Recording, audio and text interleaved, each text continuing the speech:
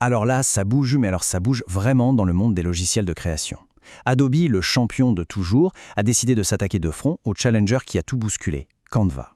On va donc se pencher sur une question qui devient cruciale.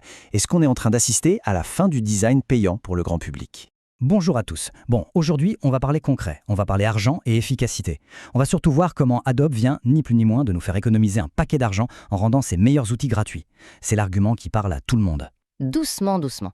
L'argent, c'est une chose, c'est sûr. Mais la vraie, la grosse révolution, elle est sous le capot. C'est la technologie derrière. On va surtout décortiquer la puissance brute du moteur d'IA d'Adobe et son intégration pro. Allez, que le match commence.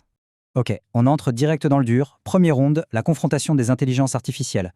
Et là, croyez-moi, on ne joue pas dans la même cour. Il y a une vraie différence de niveau. Le point central, c'est ça, l'assistante IA d'Adobe Express. Et cette phrase, elle résume tout parfaitement. Attention, on ne parle pas de juste taper un texte pour générer une image. Non, on parle bien d'intégrer l'intelligence et la puissance d'un logiciel pro comme Photoshop, mais dans une interface que tout le monde peut utiliser.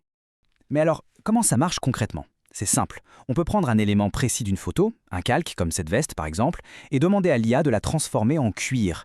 Et là où c'est bluffant, c'est que l'IA ne se contente pas de coller une texture, non, elle analyse la lumière, les ombres de la photo de base pour que l'intégration soit parfaite. C'est de la précision chirurgicale.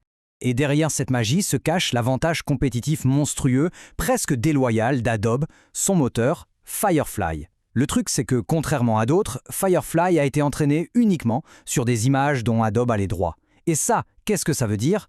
Eh bien, ça veut dire que tout ce qui est créé avec est garanti sans risque juridique pour un usage commercial. Pour un pro ou même un amateur sérieux, c'est un argument de poids. Super intéressant la technique, mais revenons sur Terre. Parlons de ce qui change la vie de tout le monde maintenant. On passe au deuxième round, celui qui s'adresse à tous ceux qui en ont marre de voir des petits cadenas pro partout. Adobe a tout simplement décidé de nous offrir les clés du camion, en rendant des fonctions pro gratuites. Et franchement, la liste est dingue. La gestion complète des kits de marque, le redimensionnement automatique pour les réseaux sociaux, le montage vidéo simple en glisser-déposer, la modification de groupe, toutes ces choses qui normalement justifient un abonnement payant chez les autres, eh bien maintenant c'est inclus, c'est gratuit dans l'Adobe Express. C'est juste énorme. Et voilà le chiffre qui fait mal, ou plutôt qui fait du bien au portefeuille. Pour beaucoup, ne plus avoir besoin d'un abonnement type Canva Pro, ça représente une économie nette d'environ 140 € par an. Voilà, c'est ça, l'argument pragmatique dans toute sa splendeur. Prenons juste une fonction, le redimensionnement magique. C'est un gain de temps phénoménal. On crée, disons, une affiche et en un seul clic, l'outil l'adapte intelligemment pour en faire une story Instagram, une bannière LinkedIn. C'est fini les heures passées à tout refaire à la main pour chaque format. Et comme on dit, le temps, c'est de l'argent. Mais attendez, ce n'est pas tout. Une fois que les visuels sont prêts, on peut programmer leur publication directement sur TikTok, sur LinkedIn, depuis l'outil lui-même. Plus besoin de jongler entre 10 fichiers, 10 onglets. C'est un processus complet, de l'idée jusqu'à la publication. Et je le répète, tout ça gratuitement. Bon, d'accord, l'économie est réelle, je te l'accorde. Mais on arrive au troisième et dernier round. Et c'est là qu'Adobe sort sa carte maîtresse, celle que personne d'autre n'a dans son jeu, l'intégration d'Express avec le reste de la suite professionnelle. Et ça, c'est un point absolument crucial. Adobe Express n'est pas juste un outil qui flotte tout seul. C'est une porte d'entrée, une passerelle vers un écosystème immense. C'est ce que la source appelle l'avantage déloyal d'Adobe. Il ne se bat tout simplement pas avec les mêmes armes. Ce genre de flux de travail, il n'y a qu'Adobe qui peut le proposer.